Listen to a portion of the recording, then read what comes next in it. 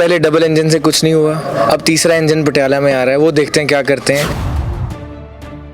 Captain साहब को शायद उनका मन हटाने का 2.5 साल पहले बन चुका था, जब उन्होंने देखा, मौके दिए बार बार।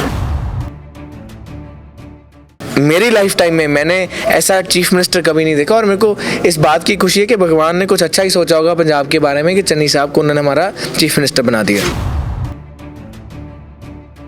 सबको एक रंग में हमें नहीं रंगना चाहिए, जो आम आदमी पार्टी करना चाह रही है, मेहनत करने वालों को आगे लेके आए। नमस्कार, आप देख रहे हैं चढ़ती कला टाइम टीवी। आपके साथ मैं हूं गौरव राजपूत। और पंजाब में मतदान के लिए अब केवल एक सप्ताह का समय बचा है, लेकिन तमाम पार्टियों के विधायक पद के उम्मीदवार लगातार दमखम लगाते हुए चुनाव प्रचार कर रही हैं। और शाही शहर पटियाला की देहात विधानसभा सीट से कांग्रेस के विधायक पद के उम्मीदवार मोहित भी आदर्श कॉलोनी पहुंचे। मोहित, बड़ी संख्या में लोग इकट्ठा हुए आपको सुनने के लिए, लेकिन 20 फरवरी को जब मतदान होगा, क्या लगता है ईवीएम में ये जो भीड़ है, ये प्यार है, वो क्या धो पाएगा? ये प्यार कोई दिखावटी प्यार नहीं था जो आज आपने देखा है। ये पारिवारिक साझें हैं हमारी, और यहाँ पे विकास हुआ है, और लोग विकास को पसंद कर रहे हैं, और विकास को आगे बढ़ावा दे रहे हैं, अपने इलाके के विकास को, क्योंकि यहाँ पे दुर्गति हुई पड़ी थी जब अकाली दल की सरकार थी।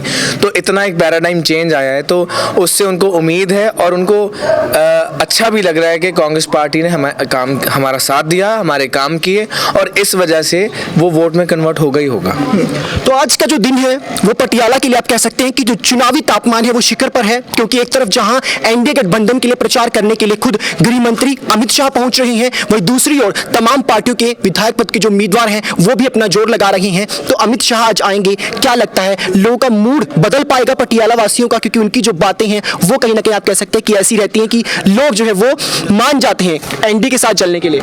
देखिए, पहले डबल इंजन से कुछ नहीं हुआ, अब तीसरा इंजन पटियाला में आ रहा है, वो देखते हैं क्या करते हैं। क्योंकि पहला इंजन कुछ कर नहीं पाए, अब दूसरा इंजन मोदी साहब आए थे, वो फिरोजपुर से ऐसे ही वापस लौट आए, और तीसरा इंजन अब आज आया है, तो देखते हैं क्या करते हैं तीसरे इंजन साहब। टक्कर देने को तैयार हैं आप? क्योंकि अगर आज यहाँ जो वादे करके जाते हैं पटियाला की जनता से, अगर कहीं ना कहीं मूड चेंज हो जाता है तो बड़ी मुसीबत कहीं ना कहीं खड़ी हो जाएगी आपके लिए। देखिए, ये हमारा विश्वास का रिश्ता है इनके साथ, कोई वादा नहीं हम यहाँ पे करते, यहाँ पे तो विश्वास हमारा स्थापित है, और लोग परिवार समझते हैं, वो परिवार को वोट डाल रहे हैं। उनको पता है कि हमारी मुश्किल टाइम में, हमारे ज़रूरत के टाइम में ये लोग खड़े थे, खड़े हैं और खड़े रहेंगे।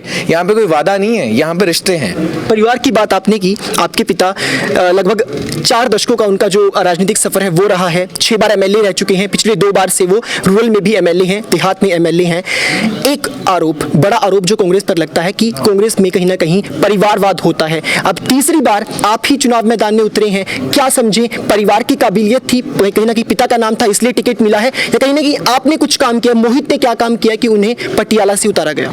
देखिए, मेरे को फख्र इस बात का है कि मैं श्री ब्रह्म इंदिरा जी का बेटा हूँ, और उन्होंने कांग्रेस का परचम इस शहर में 40-50 साल से लगा के रखा है। उनकी पटियाला को बहुत देन है, और मेरे को इस गर्व की बात यह है, उनकी छवि साफ रही है, उनका बेदाग करियर रहा है, और पटियाला के लोगों के साथ उनको प्यार है।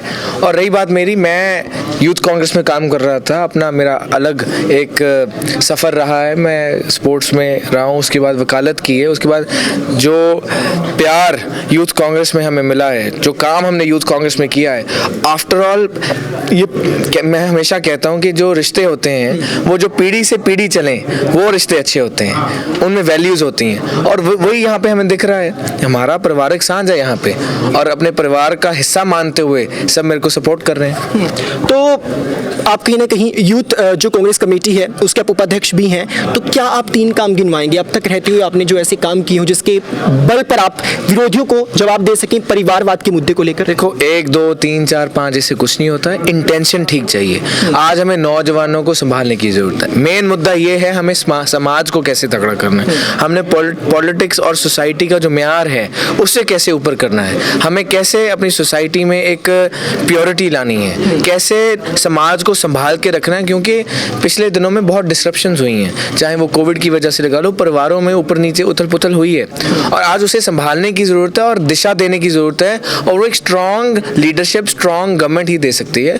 और नौजवानों का दौर आना ही आना है, क्योंकि चरणजीत चन्नी जी का जो दिल है वो उनका दिल ठीक जगह पे है। चरणजीत चन्नी की आपने बात की है, 111 दिनों का कार्यकाल उनका रहा है, लोगों ने पसंद भी काफ़ी किया, लेकिन लोगों के मन में एक सवाल है कि जब 4.5 साल से अधिक का समय निकला, तब क्या कांग्रेस जागी नहीं थी? हाईकमान कहां सो रहा था कि तब उन्हें जाकर समझ में आया कि जो काम है वो होने चाहिए थे? कैप्टन अमरिंदर को हटाने का फैसला लिया गया, सीएम चन्नी को लेकर आए, उसे लेकर आप क्या बताएंगे? क्या काबिलियत दिखी कि सीएम चन्नी को ये आप कह सकते हैं कि जो बड़ी जिम्मेदारी है वो सौंपी गई? देखो, हाईकमान कोई सो नहीं रहा था, और जो मेरी फीडबैक है, कैप्टन साहब को शायद उनका मन हटाने का 2.5 साल पहले बन चुका था, जब उन्होंने देखा, मौके दिए बार बार, क्योंकि फिर कोविड हुआ।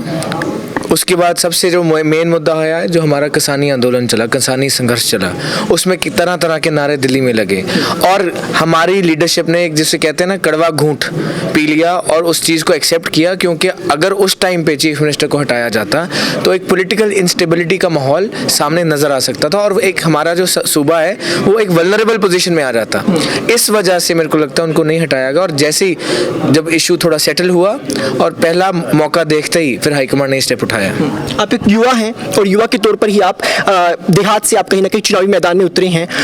एक उत्तर प्रदेश में एक बड़ी बात जो कहीं ना कहीं पार्टी की तरफ से की गई है कि जो तमाम आप कह सकते हैं कि अलग अलग डिपार्टमेंट में नौकरियां जो होती हैं, उन्हें लेकर एक पूरी स्ट्रेटेजी बनाई गई है कांग्रेस की तरफ से। पंजाब में भी ऐसा कुछ होगा कि जो खाली पद हैं उन्हें कैसे भरा जाएगा, नए रोजगार कैसे जनरेट होंगे? एब्सोल्युटली, क्योंकि ये सबसे इम्पॉर्टेंट मौका है और सबसे इम्पॉर्टेंट मुद्दा है कि हमारे एक तो गवर्नमेंट डिपार्टमेंट की जो फंक्शनिंग है उसको बेटर करने के लिए भी ये बेसिकली एक काम से दो कार्य हो रहे हैं, क्योंकि हमारी वैकेंसीज भी भरी जा रही हैं और हमारे नौजवानों को रोजगार भी मिल रहा है, और इस पे बहुत सीरियसली चर्चा हो भी रही है और होगी भी, क्योंकि जो चन्नी साहब ने फैसले करने का काम किया, जो इंटेंशन उन्होंने दिखाई है, ऐसी इंटेंशन मेरी लाइफ टाइम में मैंने ऐसा चीफ मिनिस्टर कभी नहीं देखा। और मेरे को इस बात की खुशी है कि भगवान ने कुछ अच्छा ही सोचा होगा पंजाब के बारे में कि चन्नी साहब को उन्होंने हमारा चीफ मिनिस्टर बना दिया। 2017 का विधानसभा चुनाव, जब कांग्रेस बहुमत से उभरी, 77 सीटें जीतकर कांग्रेस विधानसभा में पहुंची। हालांकि अब कहीं ना कहीं समीकरण काफी बदल गए हैं, कुछ विधायक अलग भी हो गए हैं, और कांग्रेस आप कह सकते हैं कि मजबूत भी हो गई है क्योंकि नए चेहरे आए हैं। तो अब क्या लगता है, 20 फरवरी को मतदान होगा और 10 मार्च को जब रिजल्ट आएगा तो 77 की सीटों में जो है इजाफा होगा, या कहीं ना कहीं आप कह सकते हैं कि बहुमत का जो आंकड़ा है वो दूर रह जाएगा? देखिए, भगवान की कृपा होगी और लोगों का प्यार रहेगा। कितनी सीटें आएंगी ये टाइम बताएगा, पर मेरे को उम्मीद है कि भगवान की कृपा रहनी चाहिए। लोग जो इकट्ठे होते हैं बड़ी बड़ी संख्या में आपके संबोधन सुनने के लिए, उनसे क्या कहेंगे? उनसे ये कहेंगे कि अच्छे लोगों को आगे लेके आएं, सबको एक रंग में हमें नहीं रंगना चाहिए, जो आम आदमी पार्टी करना चाह रही है। मेहनत करने वालों को आगे लेके आएं, लोगों को प्यार करने वालों को आगे लेके आएं, जो सुख दुख में खड़े होते हैं उनको आगे लेके आएं, जो विकास करना चाहते हैं उनको आगे लेके आएं, जो समाज को तगड़ा करना चाहते हैं उन लोगों को आगे लेके आएं। यही मेरा संदेश है, और अच्छे हाथों में हमारा पंजाब होना चाहिए। धन्यवाद सर। तो ये है पटियाला देहात विधानसभा सीट से कांग्रेस के विधायक पद के उम्मीदवार मोहित महिंद्रा, जो कि ब्रह्म महिंद्रा के सुपुत्र हैं, और इस सीट से 2 बार इनके पिता विधायक रह चुके हैं। तमाम जो सवाल है, तमाम जो आरोप कांग्रेस पार्टी पर लगते हैं, चाहे वो परिवारवाद का आरोप हो, एंटी इनकम्बेंसी की बात हो, या वो विकास के वादे जो कांग्रेस के द्वारा किए गए थे, तमाम उन मुद्दों पर बेबाकी से अपना जवाब ये रखते हैं। लोग इनके साथ कहीं ना कहीं समर्थन में सामने आते हैं, लेकिन 10 मार्च को जब रिजल्ट आएगा तब ये बात साफ हो पाएगी कि आखिर मोहित महिंद्रा को कितना प्यार मिलता है। क्या आखिर 77 सीटों का जो आंकड़ा 2017 में कांग्रेस ने दर्ज किया था उसमें इजाफा होता है, या कहीं ना कहीं कांग्रेस भी इस बार बहुमत के आंकड़े से दूर रह जाती है? मेरे सहयोगी सतीश सीकरी के साथ गौरव राजपूत, चढ़ती कला टाइम टीवी, पटियाला।